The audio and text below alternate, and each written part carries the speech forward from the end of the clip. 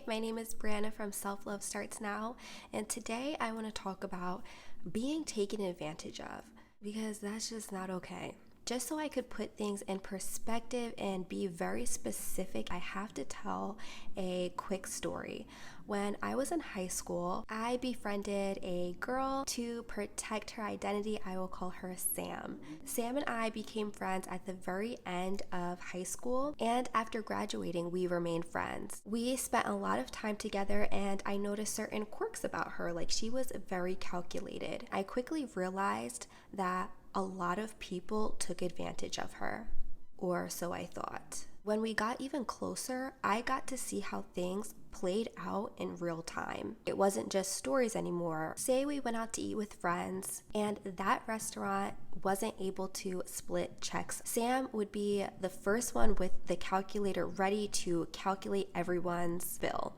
She might cover someone's bill, but if someone owed $37.79, okay, well, you need to tip $5.02. I'll cover your bill right now, but you owe me $42.81. Now, this never bothered me about Sam, but I did see how other people responded. Now, remember, I would be sleeping over a lot, and if that person did not send her the $42 that night, she would be very upset. Now, the next day rolls around, and that person sends her $40. Not the $42.81. Sam would be furious. Now, she would be mad about it, talking about it all morning as we walked to the local cafe or bodega. As we're walking, her mom cash apps her $50, just saying, "Hey, wanted to treat you to lunch." Now, I want you to remember that. Even though I gave an example about money, this would happen with so many things with Sam. If she washed 3 dishes and 5 forks, she would expect you to also wash 5 forks and 1 pot and 1 dish, because 1 pot is about the same size as 2 dishes. I got to meet her parents and family on multiple occasions, and they seemed to be loving to me. However, this same pattern played out. If she drove to her parents' house to take her mom to the doctors, and then later that week, she wanted her mom to drive out to her and drop off a pair of heels, and her mom wasn't able to, this would infuriate Sam. Even if I said something like, "Well, Sam, a doctor's visit is a little bit different than a pair of heels." She just didn't want to hear it, and she felt totally taken advantage of, even go so far to not speak to her parents for weeks because of something like that. Now, thankfully, I never owed Sam anything.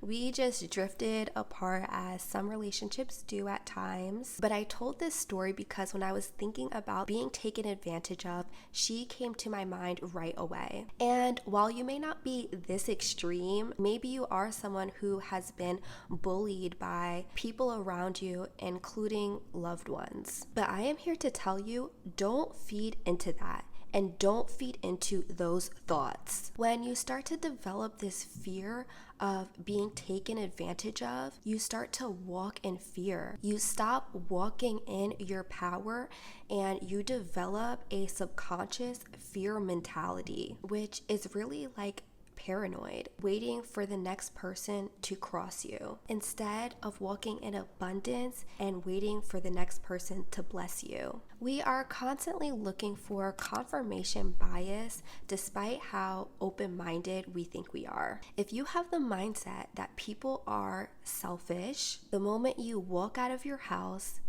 and someone does anything to you, someone cuts you off while you're driving, it compounds on that feeling you already had. If you have the mindset, I love people, we're all like distant family members, it's a lot easier to love people. It's a lot easier to forgive them.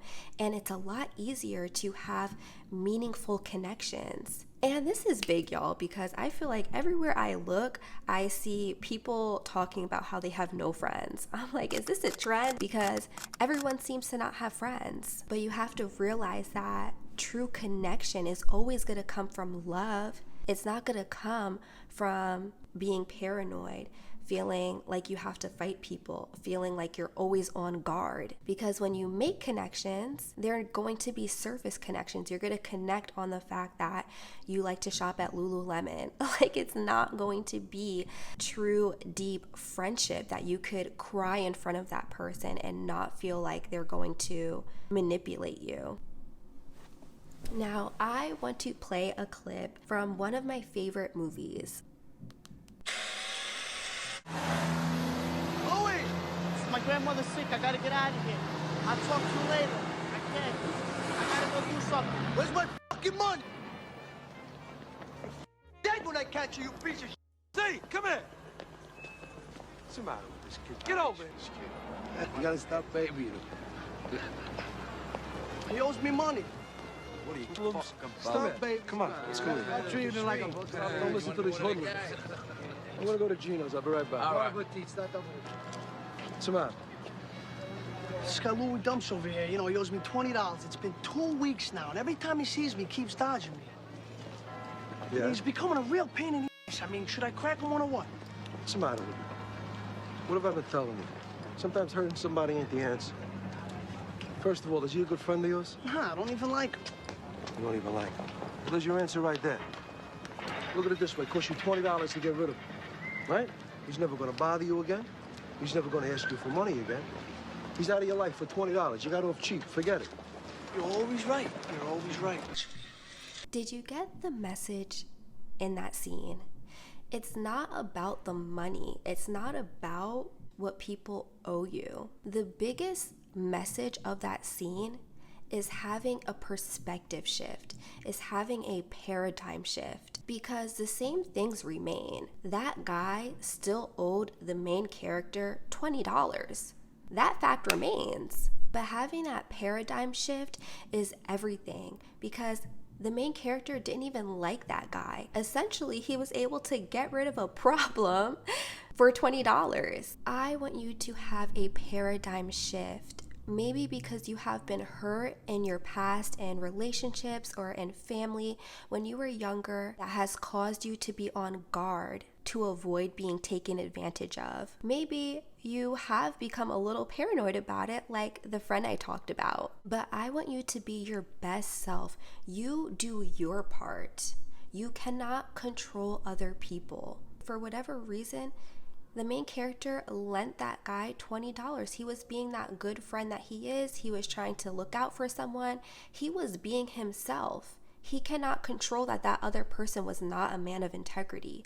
You be yourself. You be giving. You be loving. And if people don't appreciate that, don't take it personal. You continue to be the star that you are. Don't let other people change you. Do you, and let people show you their true colors. In that movie, that was not the first time the main character tried to chase down the guy who owed him money. But that scene really sums it up, because really, the guy he was chasing wasn't even worth it. Please have a perspective shift. It is not worth it for you to be chasing people down for them to appreciate you. Because when we're taken advantage of, it really comes down to a lack of appreciation. If you are sharing your life, your world with a friend, a partner, you're sharing your body with them, you're sharing everything with this person, and they take advantage of you, it makes you feel like you're not appreciated. If we want to talk about money, if you were to lend someone money and they don't pay you back, it makes you feel like, wow, they don't appreciate that. I worked hard for this. So do some self-reflection. A lot of times when we feel like we're being taken advantage of, it makes us be guarded and want to attack back. But it actually is a much deeper hurt behind it of not feeling appreciated. And that's okay. It's okay to feel that way, and it's okay to feel hurt. But don't you dare go chasing after people, trying to tell them your worth, trying to force people to appreciate you. In the movie, like Sunny said, forget it. When I was thinking about this video and my old friend came to mind, I really wanted to understand why she felt this way, and just her projecting all of these things damaged so many relationships she had. But one thing I could say is she had a deep fear of being played. I never really got to talk to her about this, so I'm going to tell you.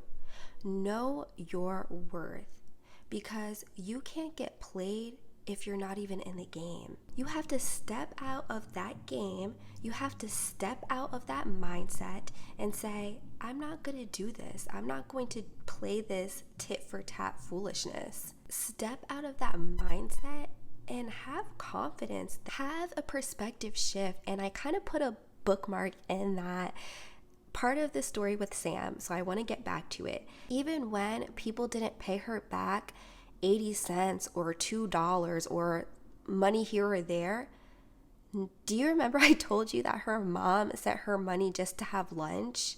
Getting so close with her really helped me to see things, but from an outside perspective, because maybe she had friends in her life that were takers, but she also had friends like me and other mutual friends who were givers. And I don't know if she was able to see that. When I give to someone, I realize that that person may not give it back to me, but I know that I'm going to reap it somewhere else, because you reap what you sow. You just do. If you have been a caring, generous partner, you have to realize that while that person wasn't able to appreciate you or give back in that same capacity for whatever reason, don't worry about that. You have to realize you will experience a caring, generous relationship. It just may not be with that person. When you put out kindness and love, you're going to get it back. And when people leave your life, bless them. Even if people have done the most evil thing to you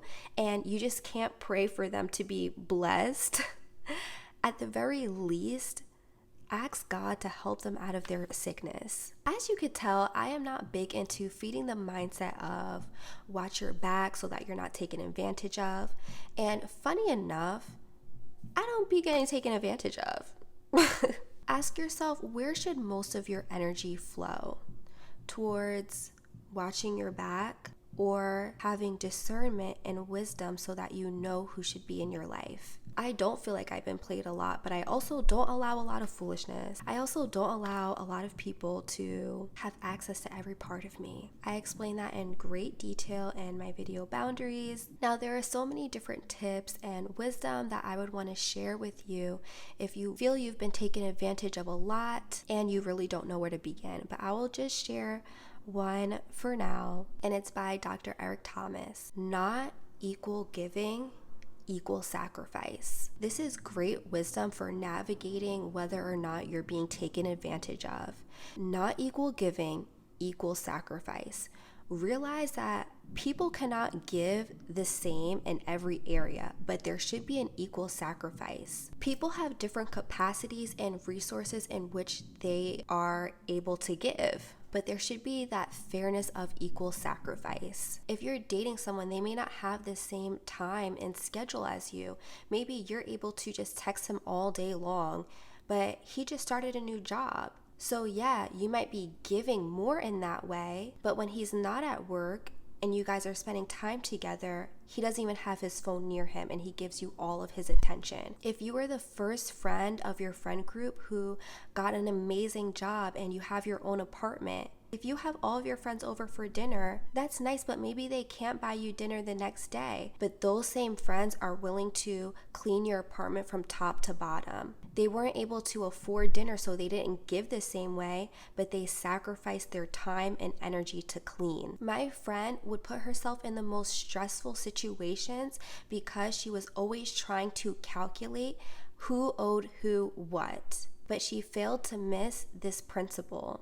No, maybe her mom wasn't able to drive through the city, but when Sam would go over, her mom would cook her a 5-course meal. People have different capacities and resources. We see this with charities. That's how charities and nonprofit organizations are able to sustain themselves. It's not just with giving, it's not just with funding, but it's also having volunteers who are able to volunteer their time, which is just as valuable.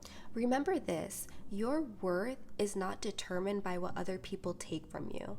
It's by the love and self-respect you give to yourself. Embrace strength in setting and enforcing healthy boundaries, and recognize your own value. When you prioritize these healthy principles, you will attract genuine connections, people that truly value you, and that you can be vulnerable with these people. Choose to have confident and positivity over fear. Be yourself. Don't let other people change you and turn you into this paranoid, distrusting person. If people do not value and appreciate you, forget about it. You deserve to be cherished and respected always. And don't worry about people playing you, because if you are being yourself and putting out love, they never played you. They played themselves. I'm gonna give them right back to them. Really? Say, congratulations, you played yourself.